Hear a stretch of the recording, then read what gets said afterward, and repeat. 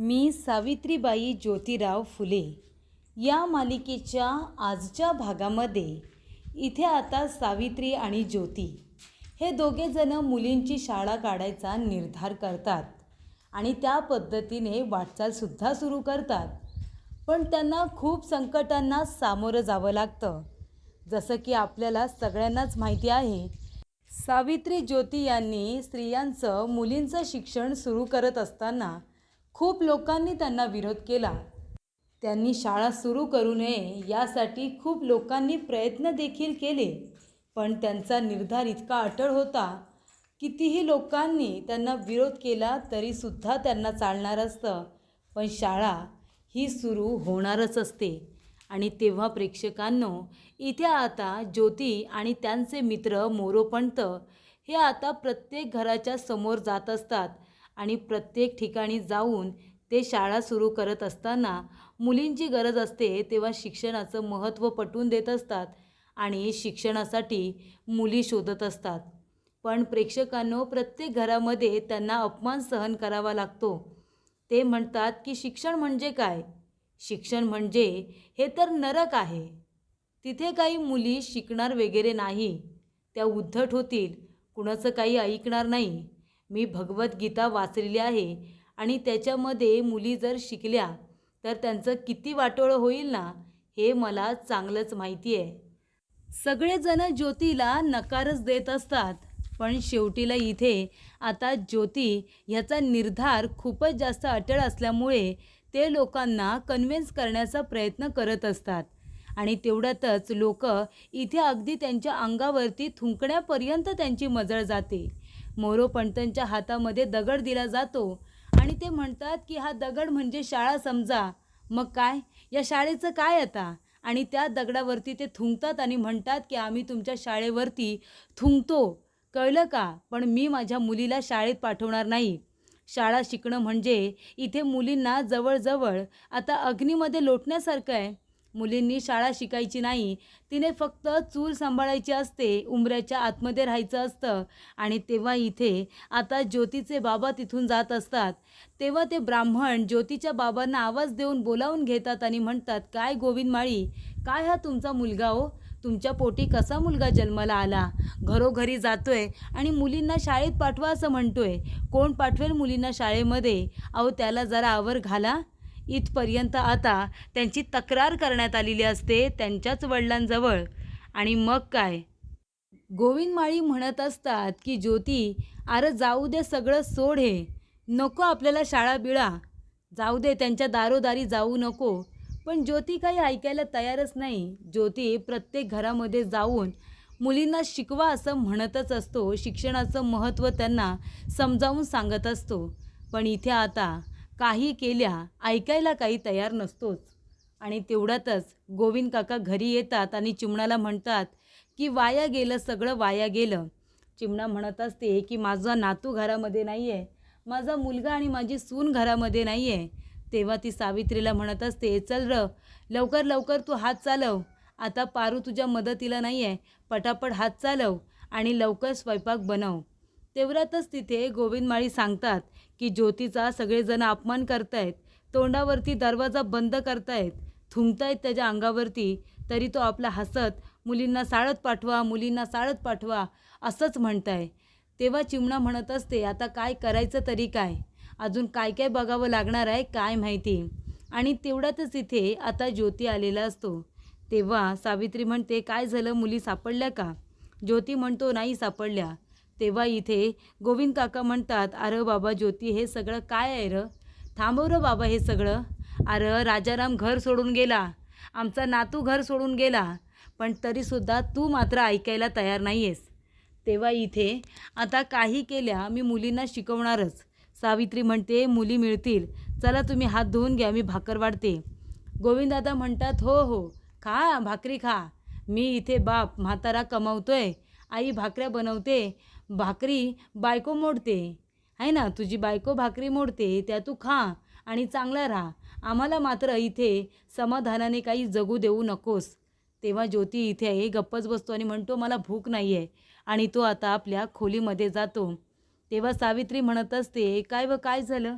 तेव्हा तो म्हणतो, सावित्री अगं काय चाललं हे? मुली शोधण्याचा प्रयत्न करतोय तर कुणी आपल्या मुली शाळेमध्ये पाठवायला तयारच नाही.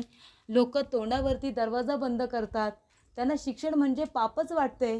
आणि खास करून तो उच्च समाज जो स्वतःला समजतो ना, ते तर मुलींना बाहेर काढायला तयारच नाही आहेत. ते म्हणतात की काही झालं तरी चालेल, पण मुली शिकणार नाही म्हणजे नाही. आता काय करायचं? कसं आपलं स्वप्न पूर्ण करायचं? मुली शिकल्या तर हा समाज बदलेल, घडेल, हे लोकांना का कळत नाही आहे? सावित्री म्हणते, नक्की कळत. तुम्ही नका काळजी करू, मुली शिकतील.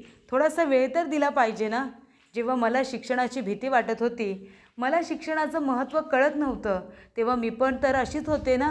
मी पण शिक्षणाला किती घाबरत होते. पण तुम्ही मला सांगितलं, शिक्षणाचं महत्त्व पटवून दिलं आणि मी पण शिकायला सुरुवात केली ना. तसं प्रत्येक लोकांना एकदा का शिक्षणाचं महत्त्व पटलं ना की सगळेजण शिकतील हो. तुम्ही अजिबात टेन्शन घेऊ नका. ज्योती म्हणतो, पण मी काही थांबणार नाही. उन्हा उतरली की मी परत जाईन. परत मी इथे मुलींना शिक्षणासाठी घेऊन येईन. आणि तेव्हा इथे ज्योती प्रत्येकाच्या दारावसरी जात असतो. मुलींना शाळेत पाठवा, मुलींसाठी शिक्षण किती महत्त्वाचं आहे हे सांगत असतात. तेव्हा इथे ब्राह्मण लोक तर कुणी नीट बोलत नसतंच, पण त्यांच्यापेक्षा जास्त म्हणजे इथे कुणबी समाज, हिंदू समाज जो आहे ना, तो तर खूपच जास्त ज्योतीबरोबर उद्धट बोलत होता. कोणरा तुम्ही इथं काय करताय? माझ्या मुलीशी बोललास का? माझ्या बायकोशी बोललास का? तुझी हिंमत कशी झाली? इथपर्यंत लोक बोलत होती. ब्राह्मणांची लोक निदान बोलून तिथून जायला तरी सांगतात, पण हे लोक मारायपर्यंत त्यांची मजल जाते. तेव्हा इथे ती बाई म्हणते की मुलगी शिकली, पण त्याचा उपयोग काय? आम्ही शिकलो तर त्याचा उपयोग काय होईल? घरामध्ये राहून आम्हाला इथे चुलत सांभाळायची आहे ना, मग त्या शिक्षणाचा उपयोग तरी काय? आम्हाला नाही शिकायचं आहे. तेवढा तिचा नवरा येतो आणि म्हणतो, काय चाललं इथं?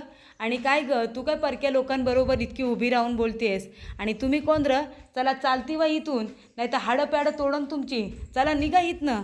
आम्ही इथे शिक्षणाचं महत्त्व पटवून द्यायला आलो आहे. तुम्ही उगाच रागू नका. तुमची मुलगी असेल तर तिला शाळेमध्ये शिकण्यासाठी पाठवा. आम्ही मुलींची शाळा सुरू केली आहे. आम्ही तिथे त्यांना शिक्षण देणार, त्यांना लिहायला वाचायला शिकवणार. मग त्याने काय होईल? तर ती विद्वान होईल, ती शिकेल, तिला लिहिता वाचता येईल, तिला तिची स्वतःची कामं करता येतील. तुम्ही जाता का नाही हितनं? की आता घालू काही तुमच्या डोक्यामध्ये? चला चालती वा हितनं. आणि काय गं, तू बी त्यांच्याबरोबर इतका वेळ काय बोलत होतीस? चल तू पण आतमध्ये हो. तिला हाताला धरल्यानंतर ज्योती म्हणतो, अहो दादा, त्यांना मारू नका, आम्ही फक्त इथे शाळेबद्दल बोलायला आलो होतो. ती म्हणते, ओ तुम्ही नका आमच्यामध्ये पडू. म्हणजे नवऱ्याचा मार खात असताना तिसऱ्या माणसाने मध्ये पडायचं पण नाही, इतकी त्यांची बुद्धी त्यावेळेला बायकांची तल्लख होती. तेव्हा प्रेक्षकांनो, इथे एक विधवा बाई असते, ती बाहेरच बसलेली असते. तिची सासू येते आणि म्हणते, हे घे भाकरी खा. ती म्हणते, अहो सासूबाई, निदान चटणी तरी द्यावं, अशी सुकी भाकरी कशी काय खाऊ? ती म्हणते, चटणी देऊ तुला? चटण्यांबरोबर खाणार आहेस का? माझ्या मुलाला गिळलास, त्याला इथे संपवलंस आणि स्वतः जगली आहेस का? भाकर फुकटची तोडायला. जे मिळतंय ना ते गप्पपणे खायचं, कळलं ना? काय हवंय त्या मिजाज मला दाखवायची नाही.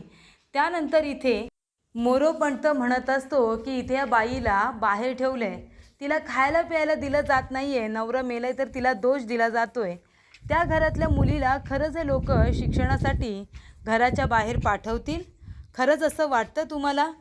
तेव्हा इथे प्रेक्षकांनो, आता ज्योतीला त्याच गोष्टीचं टेन्शन आलेलं असतं की लोकांना कन्व्हिन्स करायचं तर कसं? लोकांना इथे स्त्रियांची बाजू पटवून देऊ तर कशी?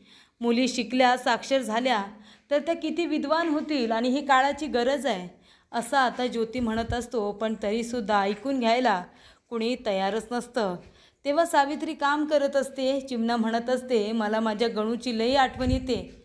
आजी हे दे, आजी ते दे, भाकर कुस्करून दे, खायला भरव. किती आणि काय काय माझ्याकडं मागायचा. आणि माझा तो नातू घरात नाही. माझा राजाराम कधी मला उद्धट बोलला नाही. माझा लेक नाही, माझी सून घरात नाही. भरलेलं घर किती रिकामं झालं. माझा गणू घरात होता तर घर कसं भरलेलं होतं. तेव्हा मला माझ्या नातवाची आठवण येते. तेव्हा आऊ म्हणत असते, अरे दादा, मग जा की गणूला बघून ये. बघून आलास तर तेवढंच तुला बरं वाटेल. तेव्हा तो म्हणत असतो की बघायला तर मी गेलोच असतो, पण उगाच तिथे गेल्यानंतर राजारामाला आवडायचं नाही. मग कसं काय जाऊ मी?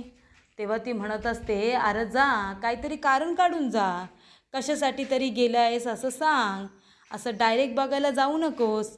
तेव्हा इथे राजाराम म्हणत असतो की माझ्या घरी कोणी यायचं नाही, मग कसं जायचं.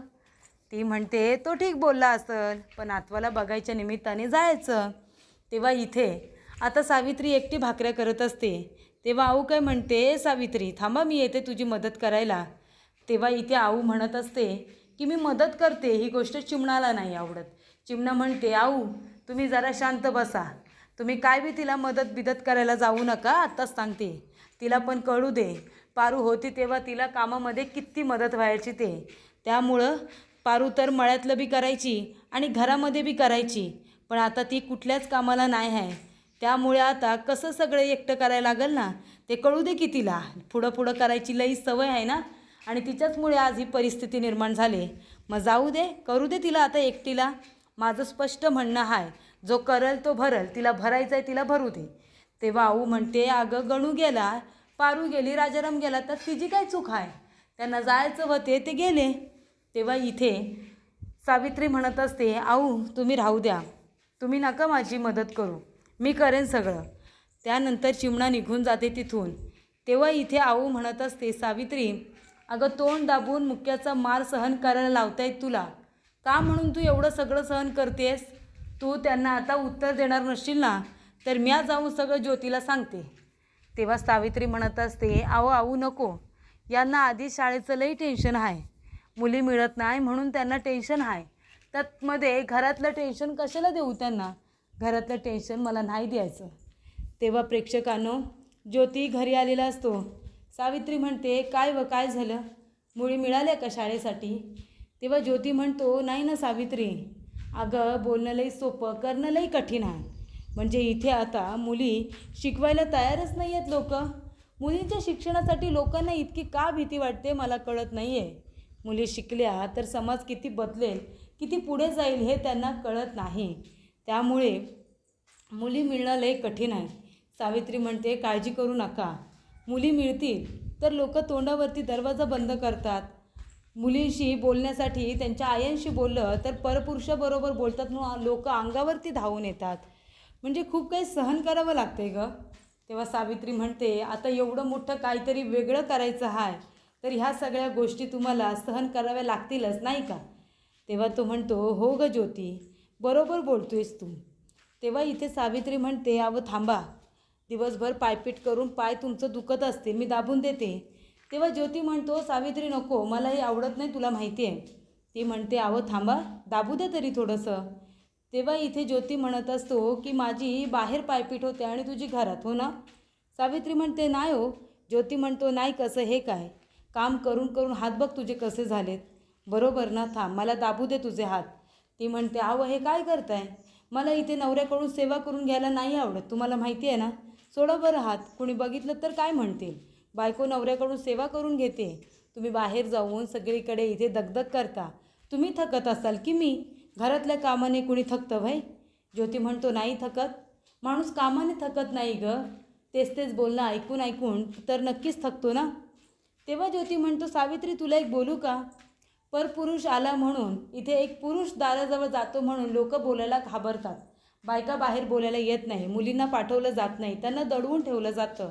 मग मी काय म्हणतो, तू येशील का उद्या माझ्याबरोबर. ती म्हणते, कोण मी, मी काय बोलणार, त्यात मला घरामध्ये किती कामं असतात, घरातली कामं नाही केली तर सासूबाई रागवतील, त्यामुळं मला जमल का यायला. ज्योती म्हणतो, घरामध्ये काय सांगायचं ते मी बघेन, पण तू चल माझ्याबरोबर. त्याचबरोबर पुढील भागामध्ये इथे आता सावित्री आणि ज्योती दोघेजणं पुन्हा जातात मुलींना शिक्षणासाठी पाठवा म्हणून, पण कुणीही तयार होत नाही. तेव्हा सावित्री म्हणते, मुली तर आज पण नाही सापडल्या, पण मला आहे ना एक गोष्ट समजली, तो माणूस बोलला ते बरोबरच होतं की तुम्ही घरोघरी भिक्षा मागायला गेल्यासारखे मुलगी शाळेत पाठवा असं म्हणताय, पण आपल्याला तसं करून जमणार नाही. खूप बायका एकत्र हव्यात, तेव्हा त्यांना शिक्षणाचं महत्त्व समजावून सांगितलं जाईल. त्यामुळे आहे ना, खूप बायका एकत्र हव्यात. त्या कधी आता एकत्र येतील तर हळदी कुंकू.